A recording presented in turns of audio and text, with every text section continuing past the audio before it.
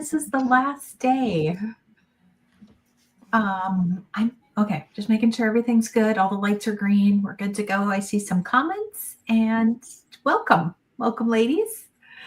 I'm going to go around and introduce them, but quickly first, we are here with the Side Hustle Marketing Summit, and if you have a free ticket, you can access the last day. It's kind of sad. I'm kind of ready to be done, but it's also kind of exciting. Like, I feel like I've been drinking from a fire hose, so I need a minute to go take in everything as well. So I'm sure everybody else does too. But if you don't have your free ticket, we will drop a link for that so that you can still grab that and get into the day 3 sessions, the lives, the replays. You can find a replay list here on YouTube if you're watching there. And if you're not subscribed, hit subscribe. I don't think I've said that yet. Okay. So Somebody's saying that Positively Creative is saying Shelly needs a vacation after this. I think that's good. My husband said last night, you should book a massage. And I'm like, you're a genius, dude. So I booked a massage this morning. So next week. But, well, I want to thank you 3 for joining me here today. So I would like to introduce Angie, Kelly, and Nancy. And I'm going to go around and let them tell their stories and, tell us who you are, what you do, tell us about your brand and that kind of thing. So, Nancy, do you want to go first? Sure. Hi, everybody. My name is Nancy, and I run Better Life blog. And I've got, I'm going on 8 years this month of my VIP Crafters Club, which is so exciting. And I actually have a, I don't know what, do you want me to tell my business story or? Sure. Yeah. Tell them what you have going on. And then if you want to. I used to do website design a long time ago. I learned on my own. Back in the early ancient days of the internet, I learned what HTML was and all this stuff. And then that was great for a while. I did some university websites and all this stuff, but it just got to be really stressful. So I took a step back, got a real job for just a little bit as an email marketer, just to kind of figure out how am I going to get a blog going. So I got this blog going, and here we are today. It's lots of fun. Awesome. Let me switch the layout. There we go. Okay. Well, thank you for joining us. And Nancy's session was on day 1 of the summit. So if you have the VIP ticket, you can still access that. Angie, would you like to jump in? Sure. Angie Holden, and I'm the blogger behind The Country Chic Cottage. You can find me on YouTube or my website doing tons of craft tutorials with Cricut machines, lasers, sublimation printers. Basically, if you can plug it in, I'm probably crafting with it. So we actually joined the summit as crafting camps, and we did a session on day 1 about how to start a podcast to market your blog. And I did that with my partner in crime, Corey George, with Hey, Let's Make Stuff. And we have a podcast called Crafting for Profit Live. You can find it on any podcasting platform or on my YouTube channel every other week. Awesome. Thank you. Oh, you're on camera, Kelly. And Angie, you should drop the link to the podcast if you're in the Facebook group next time. Oh, okay, I will. I'll do that after this. Yeah, people can grab that. I think that would be fun. Okay. I don't feel like there's one out there for creative business owners like that. So I think it's great. That's why we did it, because we couldn't find another one and wanted to, just empower people to start a small business and grow a small business and do this handmade thing, whether it is a side hustle or full time. So yeah, we just started our own. Yeah, I love that, right? If it's not there, make one. It's the entrepreneur brain. All right. Kelly, how about you jump in and tell us about you? Cool. Hello, everybody. My name is Kelly Rousseau. I pretty much started out with YouTube tutorials, actually on my Silhouette Cameo, which is this machine right here. And then I was coaxed over onto the dark side and have been enjoying the dark side ever since, doing Cricut tutorials and showing people how to make stuff, fun stuff, teaching them how to use different features of the machine. And At the moment, print and cut is my favorite feature to use, which is what I covered in my session, which was yesterday, on branding and how to use print and cut to do branding. I think it's all just out of arm's reach at the moment, but I live in Cape Town in South Africa, and it's currently 6 p.m. So I've actually got my dinner just off to the side. And my wonderful husband, it's almost like he got the memo. He made me, it's not coffee, it's tea, but in a very on-brand mug today. So we're, having tea out of Rainbow Dash mug. Love it. And yeah, so I'm super excited to be here. I love teaching people, talking about things, and email marketing is a little bit of a newer topic that for me, but it's really saved my hide in the past couple of months because I've been in a little bit of a YouTube slump, and email marketing has pretty much saved my life. Right? Oh, thank you so much. I feel like we all could say that. Yeah. All right. And I guess I will even give my own introduction. I think I've only done that once, and we're on like the 9th live, but I'm Shelly with We Can Make That. So I have a crafting blog, I do crafting tutorials with cutting machines, and then really leaning more into the marketing side, which is where I've started years ago. And that led to the planner, which I ended up sharing, which I just designed so that I could use it and keep my life straight. And then we ended up sharing it out in the world. So, okay. Amazing. Let me see. We do have a couple of comments I want to bring up. Oh, I love this. So Positively Creative says she's having so much fun. She took the week off of work so that she could do the lives with all of us. I love that. Aw. That's so cool. Yeah. It's like a vacation, right? She's starting to recognize all the names. I love that. I think sometimes I learn more from the lives than I do the pre-recorded classes. I think it's that interaction, getting to ask questions and hearing those things live. My brain would melt otherwise. I feel like mine's melted a couple times in the last 24 hours. All right. Oh, thank you, Ebony. I love that. She ordered the planner. Love it. I'm excited. I feel like I don't know what day it is anymore because I'm looking at stats from 2024, comparing them to 2025. And then now we're talking about the 2026 planner. So if I make a mistake of what day it is, I think it's an honest mistake. All right. So let's dive into the marketing topics. And if you guys have marketing questions, put them in the chat. Make sure that you put like question in all caps before it so that we can see it, because we are doing a giveaway with this, which you get entered every time you do a comment. So people love to comment, and that way we won't lose your question. So type in all caps question about email marketing. And I think my first question is, what advice would you give somebody who doesn't have an email program yet? They're not collecting emails. What would be the first thing that you would tell them to do? Start now. Right. Mhm. Yeah, I agree. Okay. So then I feel like the next most common question is, what email program should I use? Like, how do I start? So first you need an email, you need the software, I think, or an app kind of thing. And there's a variety of them. We've talked about them a couple times on the lives. I use MailerLite. There's ConvertKit, Constant Contact, Flowdesk. But would you guys each like to give a little brief? Sure. So I use ConvertKit, which is now Kit. They shortened it. So I do feel like it's really robust. And with that, it can get complicated with like all the automations and everything. But they do have a free plan that's called their newsletter plan that's up to 10,000 subscribers for free. Oh. It's a little bit limited on like the automations and things, but a lot of times I recommend people start there because it's easy to move an email list without a lot of automations.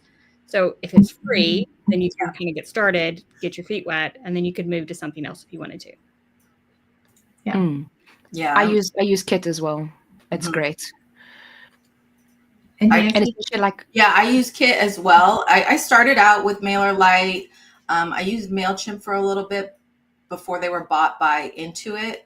And then it just went downhill from there. But Kit is excellent. My advice would be to look at like some of the higher tiers and see what you like about them, because you really don't, I agree with Angie. It is hard to, once you start getting automations and once you start getting things, it becomes very complicated. I had to move this past year, actually, I moved from MailChimp to Kit, and it was such a headache. I had to like redo everything. So think about where you want to go, and Kit is great. Excellent. I think that's all good advice. I think sometimes we get stuck when we make these decisions in the space we're in now. And I love how you said that, Angie. Like, think about where you're going with it, because as I remember when Nancy went through that, redoing all of those things as you start to grow, like, it's a nightmare, and it costs money. It takes a ton of time, and then you're almost just kind of reinventing the wheel. And there's so many connections too, like so many different places where your your coworker is here. So many different places where your email is connected to, like where your leads are coming from. So if it's coming from your website, if it's coming from, all these different places, you have to figure out what the sources are and kind of redo all that. So yeah, and then it's a nightmare when they don't work. Yeah, and I see people asking like how to choose. Oh, she's like, no, you can't talk on camera. Right. I see people talking about how to choose, or like how to debate between different versions. And the only thing I would say is like, don't get decision paralysis. Like, don't let the decision of which platform to start with stop you from starting a list. Like I said, just start with one that has a free plan. And then if you don't have a lot of automations, you can just move it after you like do some research.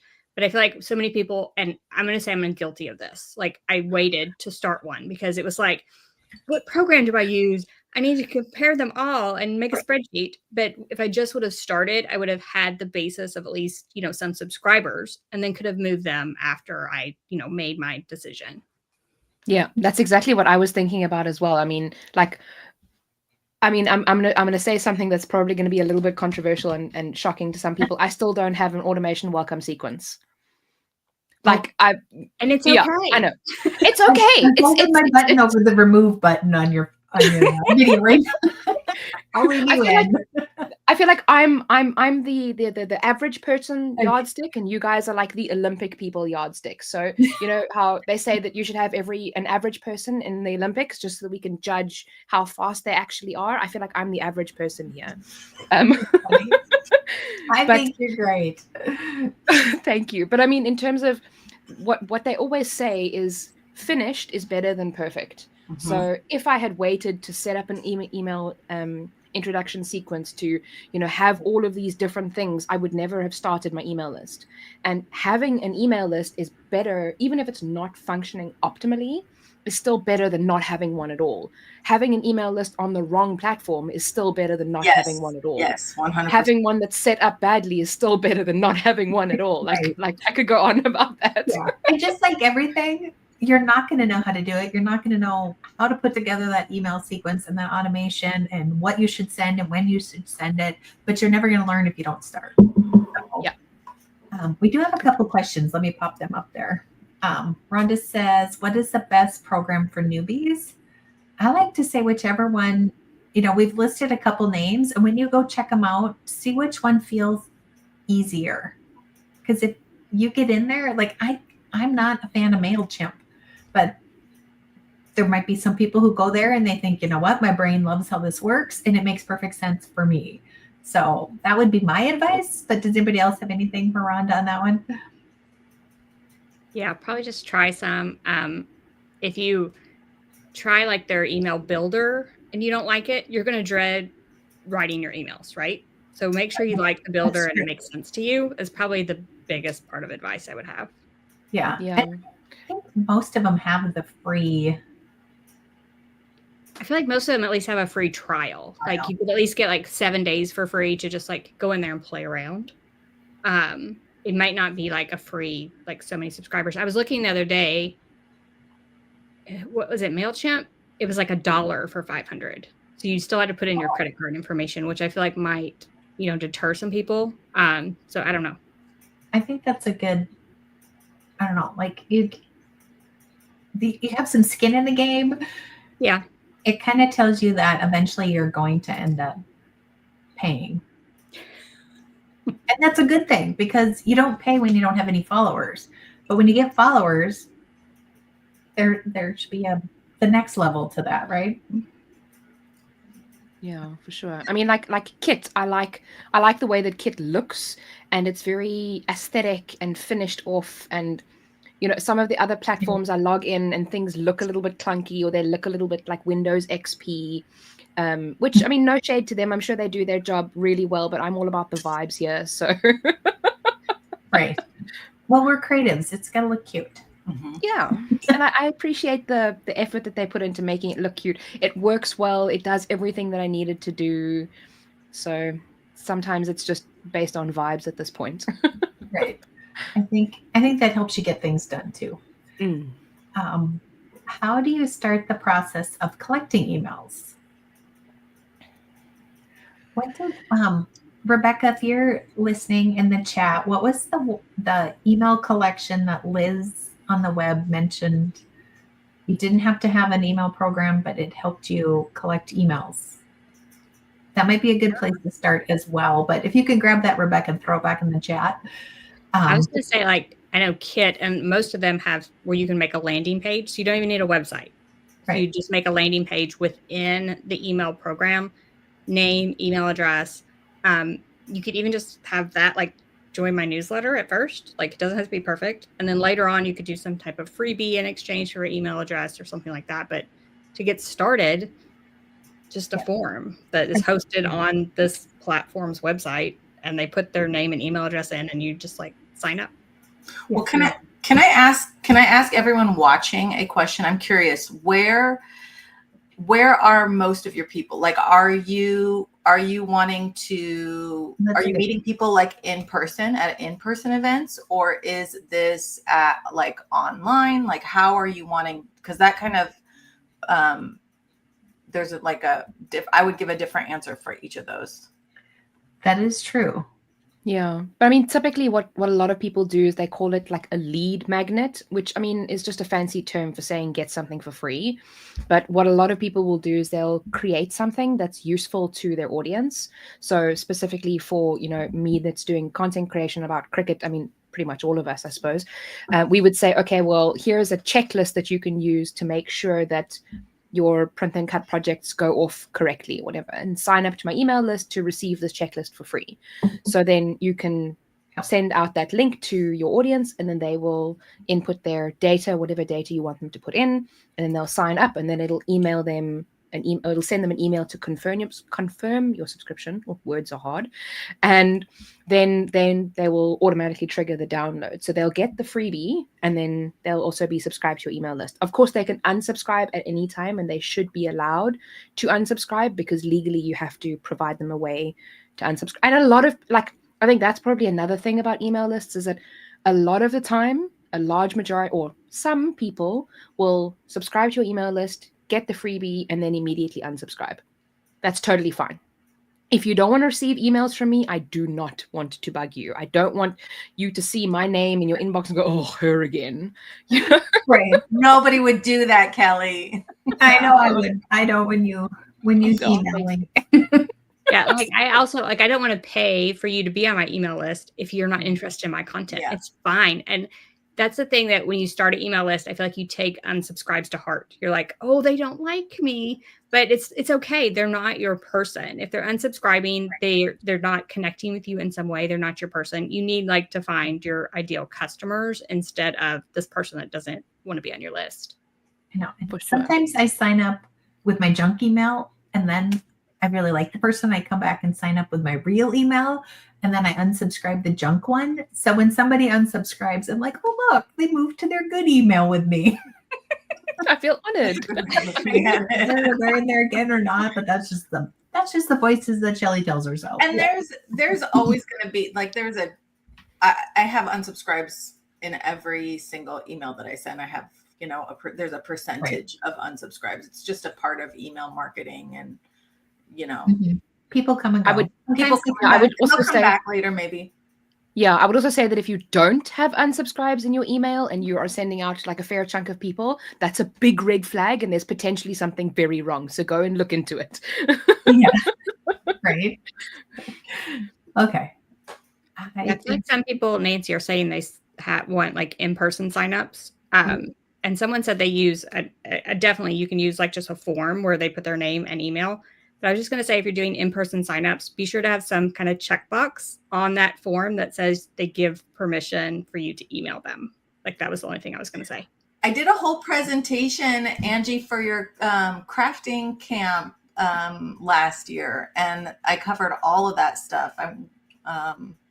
Yeah, we'll have to. I feel like I want to go back and look at all the stuff that I said. But one thing is, like Angie, you mentioned having the form from Kit, which is a great idea. If you're doing an in-person event, what you can do is you can go on Canva and create a QR code that leads to that, and then have them kind of scan it with their phone. So that's one way to kind of marry the physical and digital world. Right. Get everybody, and then get them all in the same spot. And then when you're bringing people into your lists, you can put tags on them. So like when you guys signed up for the Side Hustle Marketing Summit, you all got the Side Hustle Marketing Summit tag, and I know how you got on my list, or that you joined the event if you were already on the list. And then that way, if you are doing in person and online, you can kind of keep them separate, because there's going to be things that, you know, somebody 4 states away that is buying from your Etsy shop is not going to come to your craft show. So you can make sure. Like that's so important for craft fairs, because you want to get those craft fair people all tagged. So you can send them an email that you're going to be at this next craft fair, and you'll have like those local people all tagged. That's one of my top things for like craft fairs, is be sure you tag those people. Right. Yes. I think that's a good idea. And not to do a plug in the middle of our conversation, but I have a whole email marketing training in the Creative Business Club. And you can join through the summit. It's $10 off for your first month, but then it's $19 a month, and you can access all the replays. So you can go and to the portal and you can find the email marketing one. We walk through a lot of that too. So if your brain is spinning and you need a replay on that too, it's a good way to jump into email. I want to say Shelly is such a brilliant business person that everyone should go and join. What's it called? The Creative Business Club. Yes, the Creative Business Club. I'm in it. I love it. It's great. Yeah, Kelly's in there with us, so that's fun. Yeah. Awesome. Well, thank you, Nancy. I appreciate the kind words. You're making me blush. Let's move on. Okay, Amanda says, what types of things do you put in your email? Well, if you're Kelly, not a welcome sequence. I talk every day, so I can give her some crap on here, right? I love it. Great. So let's talk about what is a welcome sequence, and then we'll talk about some other things that you can give them. I mean, I could tell you exactly what it is. I just don't have one. So basically, yeah, maybe I will tell it, and then you guys can correct me, and then punch me because I haven't had one set up yet. But basically, like Shelly was talking about, tags is specifically in Kit. If you are free on the newsletter plan, which allows you up to 10,000 subscribers on your email list, you can have one automation and obviously multiple different tags and things like that. So basically what it does is every time somebody joins your email list, and you can specify different parameters, like if the person joins under the tag, Side Hustle Marketing Summit, then they get sent a sequence of emails over a period of however many days you set up that email list. So you'll say, okay, the first email will be sent immediately. The second email will be sent after 2 days, 3 days, 1 day, 4 hours. You can specify, a number of different times and things like that you can set it up. And you can have a whole long list of emails that they'll be sent. Generally, it's nice, especially like if you're doing an event like this, that you can set it up all automatically for the person to then be reminded about the event on specific days or things like that. But also if you have a particular product that you're wanting to talk to people about or educate somebody about, or they've signed up to learn about one specific thing, you can send them 5 emails, detailing 5 different principles of making polymer clay earrings, for example. And you can tell 5 different things in 5 separate emails over 10 days or 5 days or whatever. So I know what it is and how it works. I think it's one of those things, like, I've built it up in my head so much, and it's probably going to take me half an hour to set up, but I'm going to put it off for 6 months first. Right. It's part of the business mindset, right? Yeah. I think I would add, if it's a welcome sequence, to get a little personal within the welcome sequence, like tell them who you are, what you're about, how your small business got started, just a little bit about you within the sequence. It's like, it should be welcoming, hence the name. And so it should tell them a little bit about you, like get to know you type of information. I would add just two pieces of advice that I learned about a welcome sequence, which kind of similar to what you said, Angie. Tell them about yourself, but also maybe say something about yourself that might be a little bit either controversial, or that some people will either really, really resonate with or really not resonate with. And then that way they can decide, like, if they're really, really aligning with you and your values and who you are, or if you're just not for them. And either way, it's great, because if they leave, they're not for you, and that's totally fine. So that's one piece of advice. And then the second piece of advice is you want to like shower them with lots of like goodies and fun stuff, but also you want to make them an offer like early on, because it shows them that, you're not just, you want to be able to make people an offer right in the beginning, because if you wait until somewhere down the line, they'll be like, oh, well, you're just trying to sell me stuff. Well, it is a business. So make that offer early on, and get them used to seeing offers from you and things like that. So those are my two pieces of advice. I think a lot of times we're afraid to sell, so we don't put it in there. But chances are, if you're a business and you have an email list, they want whatever it is that you're selling. So make it easy for them. And I think we forget that. I put headers in my emails, and the main things that we sell are usually in every one of our emails. So if they forget about it, or if they didn't know about it, or if they're looking for it, it's there, but then it's not, then I don't feel like a car salesman either, and always in the DMs, selling to them kind of a thing. So yeah. Can I address Denise's comment? She said it's a bit scary. Great advice, but also a bit scary. Oh, So this is what I've learned about selling. And I've actually kind of learned this maybe like just recently too. I've always been kind of had that mindset where selling feels a little bit scary, and it feels maybe a little bit sleazy. But that's just because when I think of selling, I think of like somebody trying to sell me something that I don't want. So it's completely what Shelly just said, which is you're selling them something that they want. If they don't want it, then that's okay. Then they don't have, like, you're offering them something. You're giving them the opportunity basically to know about what you're offering. And if they don't want it, that's okay. And you shouldn't be afraid of those people. You're just out to tell people who you are, and to, just basically give them the opportunity. Yeah. And I think it goes, like, if you think I'm on Michael's email newsletter, my husband isn't. That's because I want what they're selling. Do I open everyone? Do I click on everyone? No. Do I sometimes get annoyed and unsubscribe, and then 4 days later go back and resubscribe? Maybe. I think also. Oh, sorry. Go ahead, Angie. You don't have to sell something in every email. So people are talking about like it being pushy in the comments. It's not every email, right? So you should offer some type of value add with your emails. And that might be like a personal newsletter, or, some type of free file, or like if you sell tumblers, you could send emails about how to use your tumblers or how to accessorize your tumblers. And then, after a few emails, then you pitch your Tumblr business. So it doesn't have to be every single email. So don't think of it as that pushy. So give them some value add, but then work in, the main point of your email list is going to be to make money. So you're going to have to work in some types of sales pushes in there. Right. I think of the Old Navy emails. If you've been on that list, all they're doing is showing what they have for sale.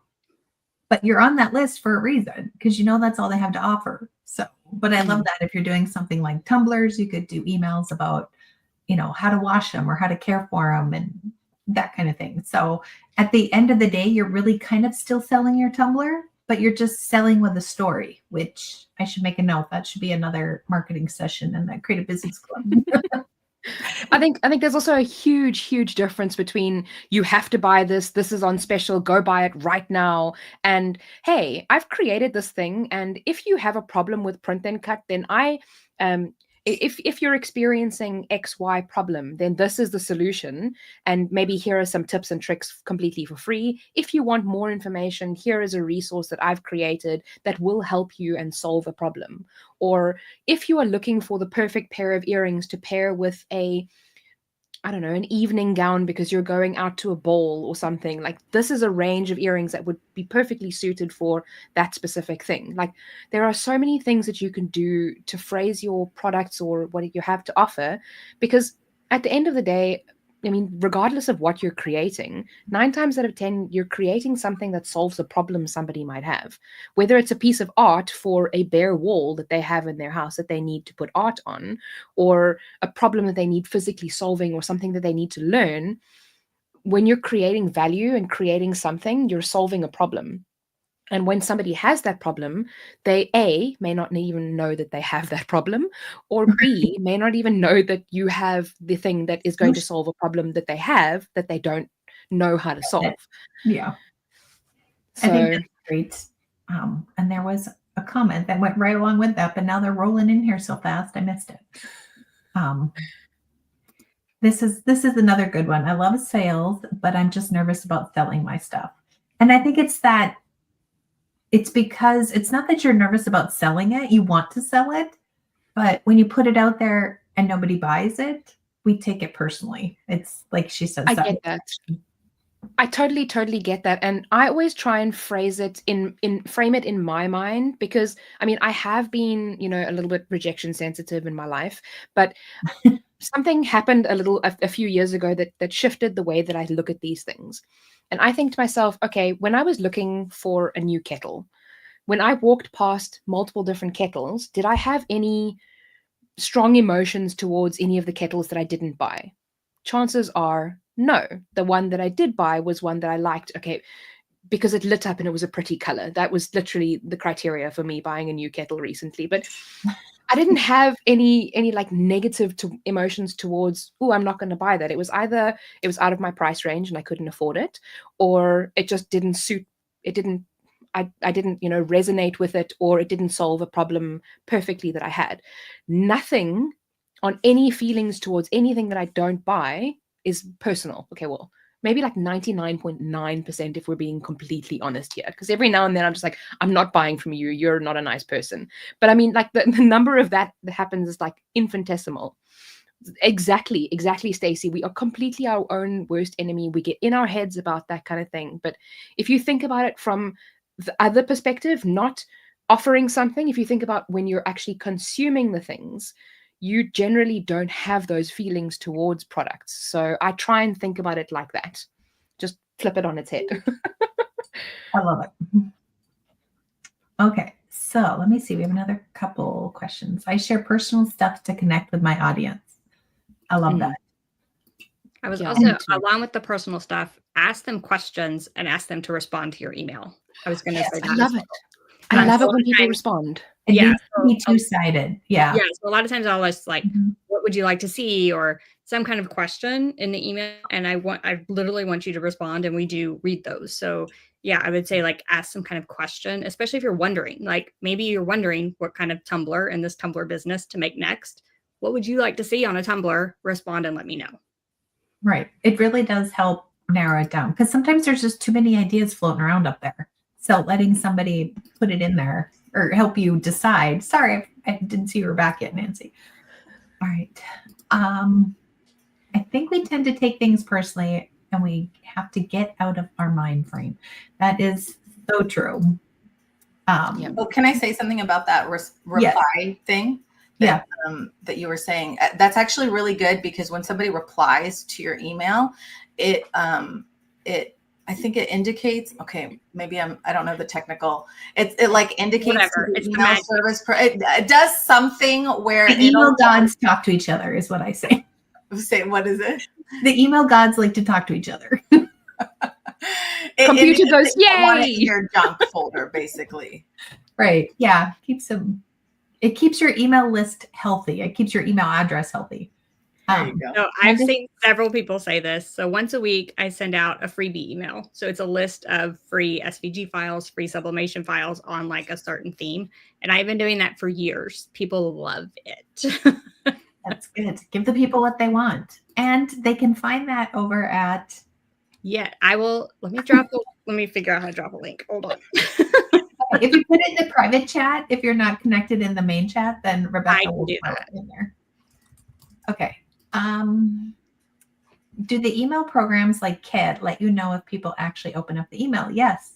We can see exactly when you opened it, what you clicked on, what you were wearing. No, just kidding. Did you brush your teeth that morning? No. So it does give you stats. And it also tells you like devices that people were on and that kind of thing. I usually never look at that stuff, but it will tell you your open rate. And your open rate, I believe they say is if it's a good open rate, it's 20 to 30%.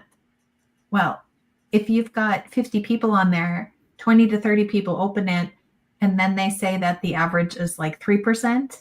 The last time I looked up all these stats was about 3% will click on your links in the email. So if you're thinking, oh, I have an email list and I sent a few emails and it didn't do me anything. I didn't get any sales or something on that line, or didn't get extra people to my craft fair. It's because you need more people on that list. And the more you do and the more you build up and the more you connect with the people on the list, the more they're going to open it and the more they're going to click on it. There's my soapbox for the day. Okay. Patrick is here. Patrick's up next. He's going to come and Hi, give us Patrick. some Hey, fun, lots of fun tips with some of the Caesar products, but also helping your creative business stand out. So I'm excited. I'm excited for that one. At this point of the summit, I think this is a beautiful idea, a little mocktail idea. It doesn't always have to be something that you make money off of. Just find a way to connect with the people on your list and they will stay on there.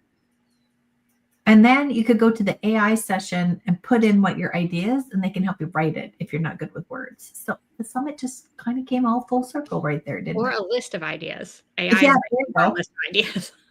Yeah. If you're just drawing a blank on what to even do, definitely AI is the way. Okay. Here's another question. Do you think the daytime matters when sending emails? Great question. I think it does.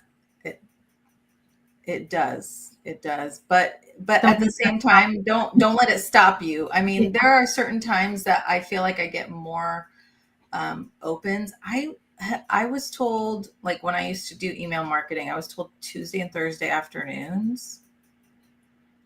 I don't know what the latest like stats or the latest research. I'm pretty sure Tuesday is still the best day. Pretty sure. Is it? I think but mine are Mondays like and Saturdays. The time, maybe you have to experiment a little bit, like for your people. Yeah. So if Kelly's like, if most of her subscribers are in the US, she would need to like adjust for her time, if that makes it. Does that make sense? Mm-hmm. I feel like it would depend on where your people are, what you're sending. Mm-hmm. And it depends on who your people are. If they're moms or if they're grandmas or if they're working a 9 to 5, then maybe Saturdays are better than Thursday afternoon. But if it's stay-at-home mom and she's home crafting, then Thursday afternoon probably is a great. But those stats will show up in your dashboard. So you can go back and look and say, okay, I tested an email on this day and that day and this day. And then you can see what the open rates are. And just because you send in the morning doesn't mean they won't open it at night either. Right. Or 3 weeks later. Or weeks later. So it doesn't necessarily mean like, So, and also don't check it for a while. Your stats will just kind of populate. Right. Yeah. The best thing you can do is not go look at your unsubscribe list either. Yes. Very good advice. I've seen you on here before. I would love to know your first names, but yes. Don't give up. It does take time. Yeah. Also, if you guys are commenting, I think I mentioned this, but we are giving away a planner, the 2025, so you can jump in, and we're taking those entries every time you do a comment too. Angie, one of my favorite emails of the week. That's the freebie email. Freebie? Okay. I wondered if that was the second one. Yeah, so it's a list of freebies from like Creative Fabric and design bundles, just wherever we can find them. Sweet. Okay. That's cool. I'm just looking at the comments to see if I missed any. She says, I'm sending 2 emails a day seem too much. I think it depends on what's in the email. I mean, if you're just sending an email to talk about whatever, I mean, if you have something that you want them to do, or if you have an offer for them that is, limited time or that kind of thing, then I think that's perfectly acceptable.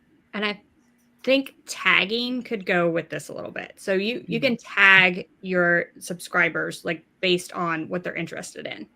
So like, for example, I send Monday through Friday 1 email a day, but some of those might only go to people that have a Cricut machine. Some of those might only go to sublimation people. Some of those might only go to craft business people. So is it 2 emails a day to everyone on your list, or can you tag them and like, segment them a little bit and say, okay, this email would only really apply to this segment, and then this other email everyone will get. Yeah, I think that's a good way to do multiples in a day without feeling like you're saturating them, I guess. Yeah. I think it's overwhelming.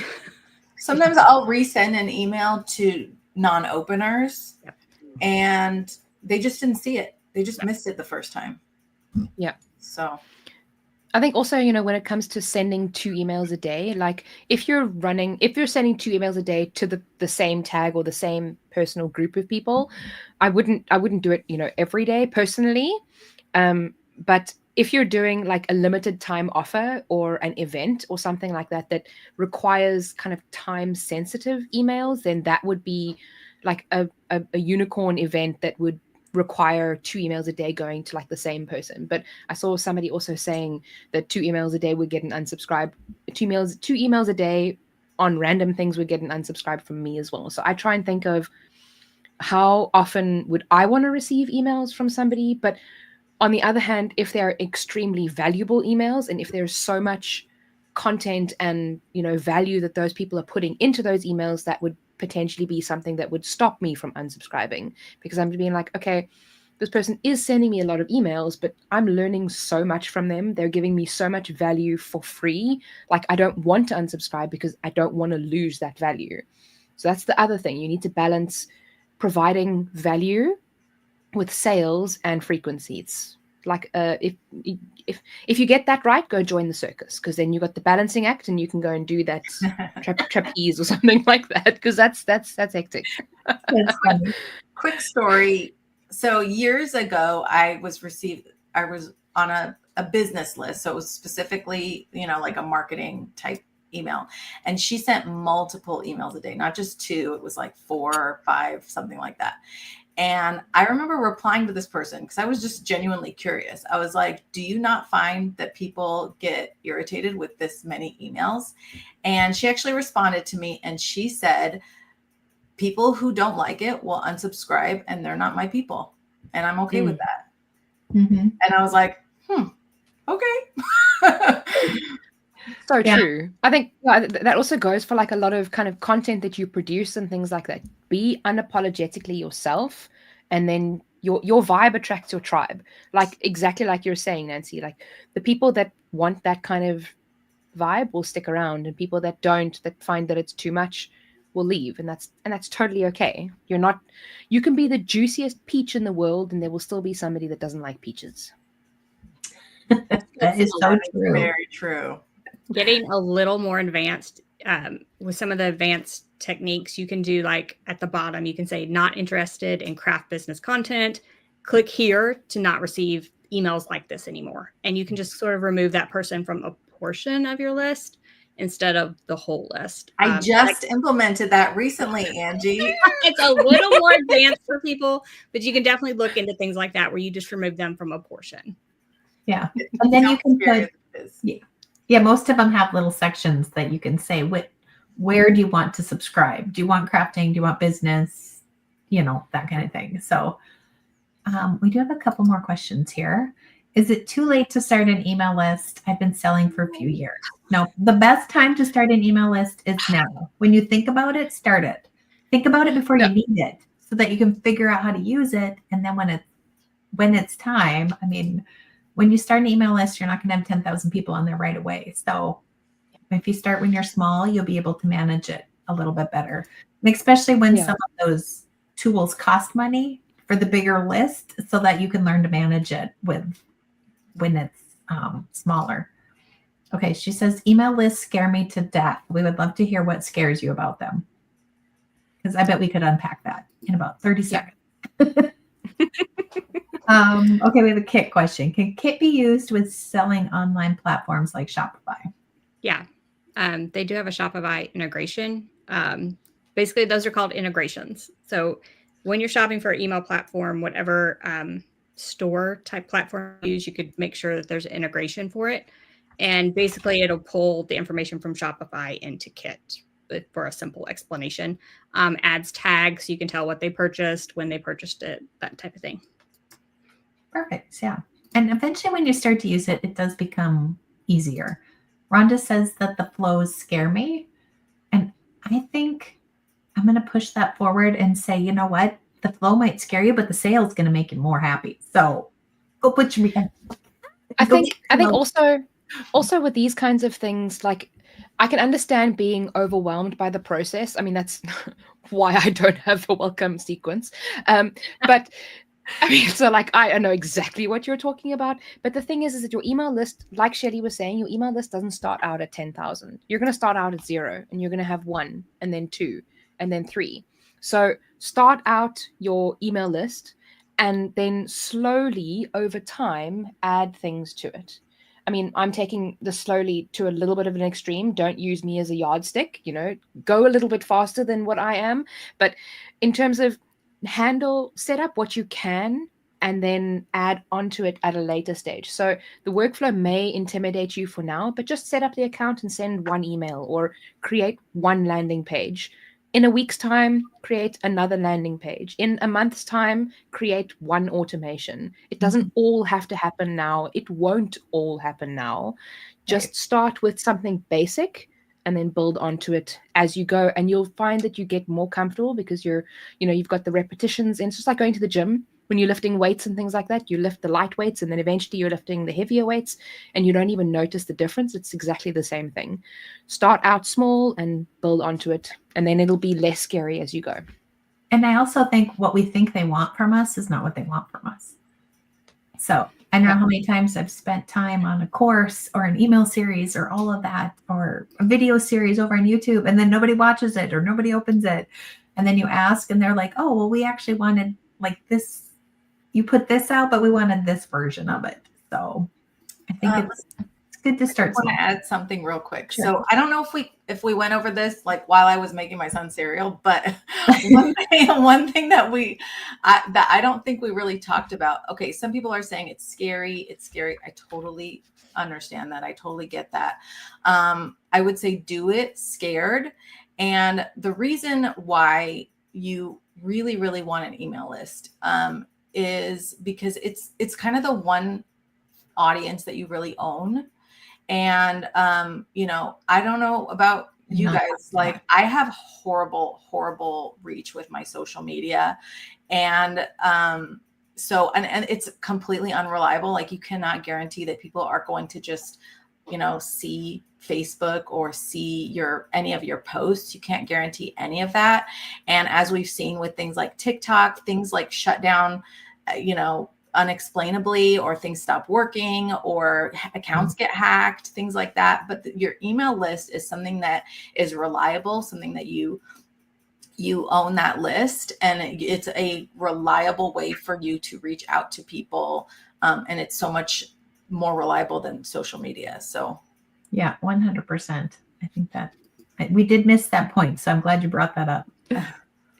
Okay, so we didn't talk about it when we didn't when you were off, when you were off, mommy. So that's good. Okay, so she's asking, can you have an email list before you have a website? I would say yes, but I would make sure that you have a place, that you have something that you're selling first. Because I know there's a lot of people just starting out.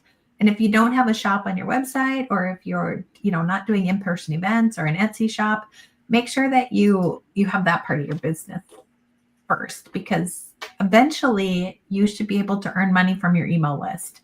And by that means, if you're going to build up an email list and eventually start paying to host it, you want to make sure that when you send people stuff on the email list, that they're buying those products, so that really that your email list pays you. But that sounded a little car sales slimy-ish, but you guys know what I meant.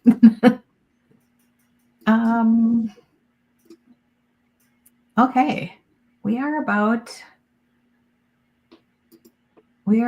at time. So I would like to ask you ladies, and I know if you guys have some other questions, jump in the Facebook group. You can find the link to the Facebook group on your dashboard.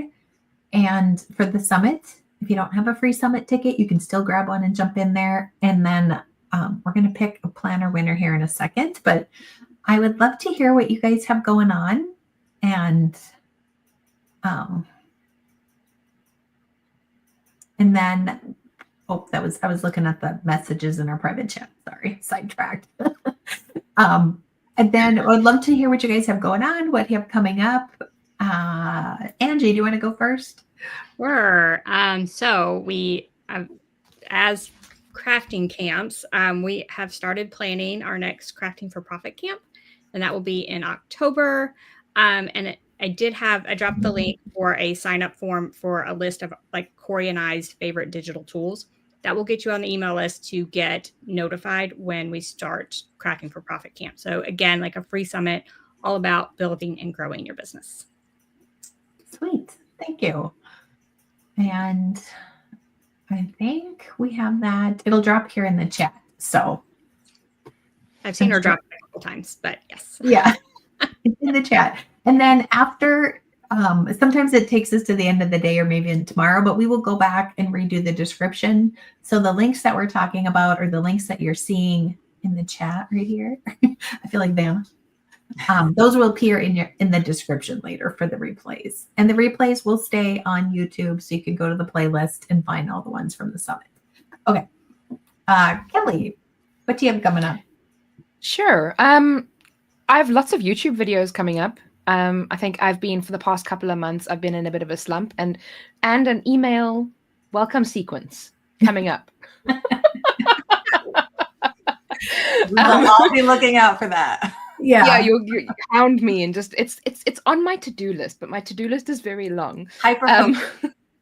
Yeah, I need to. Yeah, I don't other than, YouTube videos and things like that, I'm in lots of different events and from amazing speakers and just enjoying it. But I do have a special offer for you guys for my Print Then Cut Jumpstart guide for anybody that's new to Print Then Cut and wants somebody to like walk you through and hold your hand and teach you how to set it up, what type of mats you need, what type of tools you need, all of those kinds of things. It's an 80-page guide that takes you through pretty much everything that you need to know about Print Then Cut. And because it's scary and it's something that you don't always want to like jump into by yourself, that guide will help you overcome it, because it's my favorite thing to do. I absolutely love using Print Then Cut, and I hope that you will too. I love it. Yes, it's a great guide. So you guys will love that. And these things that we're talking about that they're dropping here, you can always just go to the swag bag page, which is also linked to your dashboard. Everybody say it with me. And then you can find all of their socials and then follow them over on their YouTube channels and stuff too. But all right. Well, if you want to see me make a fool out of myself, I made a goofy video promo. It's silly. But it's funny. It's on my Instagram.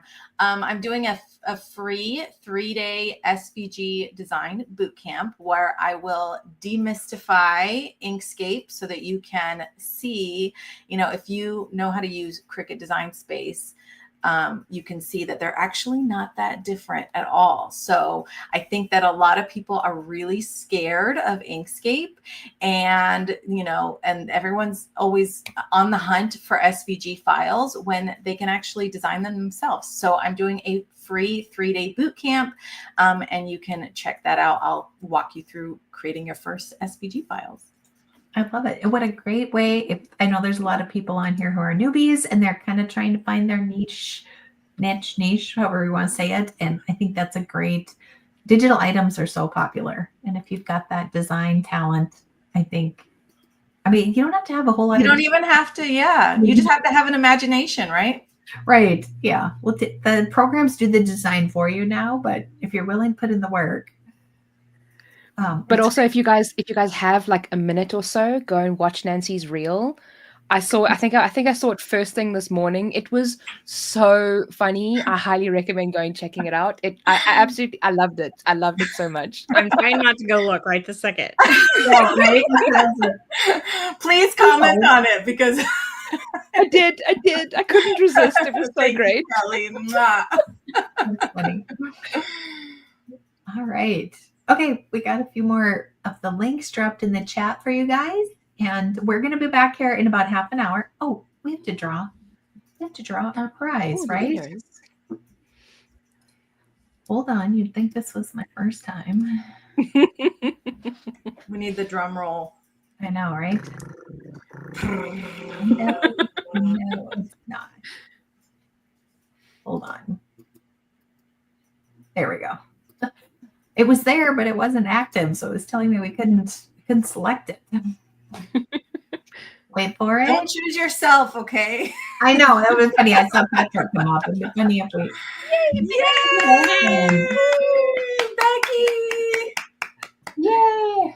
She is our first winner, and I'm going to say, so we have a printable and then a shipped planner. So we're going to have Becci win the printable one, and then we'll draw one more time, and we'll do this for the shipped one. If we only ship to the US, so if you're out of the US, we'll have to switch it to digital. And Stephanie Ann over on Facebook is our other winner. All right, let me screenshot them so that I make sure. How are you doing that, Shelly? So I'm using StreamYard to stream to Facebook and to YouTube. And then if you go to StreamYard.com/giveaway and connect your live, it's a new feature that they have. So it's cool. Kind of fun. You have to turn it on before.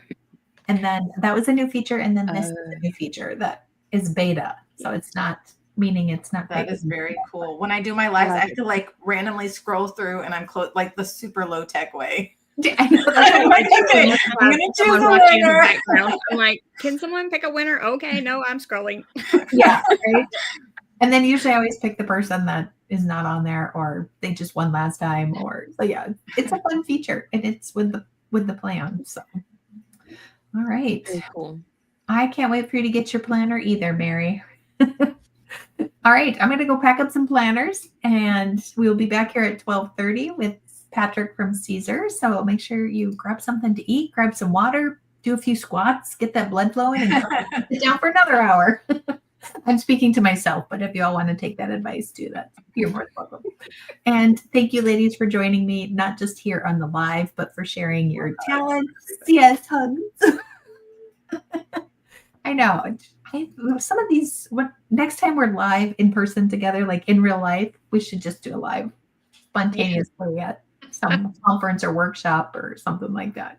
We'll just have to get Kelly over here. Yeah, we have to get Kelly in the picture, and I don't know if that's going to happen. Right. Oh, I think Kelly's frozen. Oh, she is frozen. She's just happy. No. Oh, and I did not say that, but if I said your name, if that was your profile that came up, please email us at hello@wecanmakethat.me, and you could put your email address, or if you won the shipped planner, to put your mailing address in there for us too. All right. There's Patrick's in the comment. All right, go get your coffee down, and then we'll be back here in 30 minutes. All right. Thanks, everyone. Thanks, everybody. Kelly. Bye. Bye, everybody.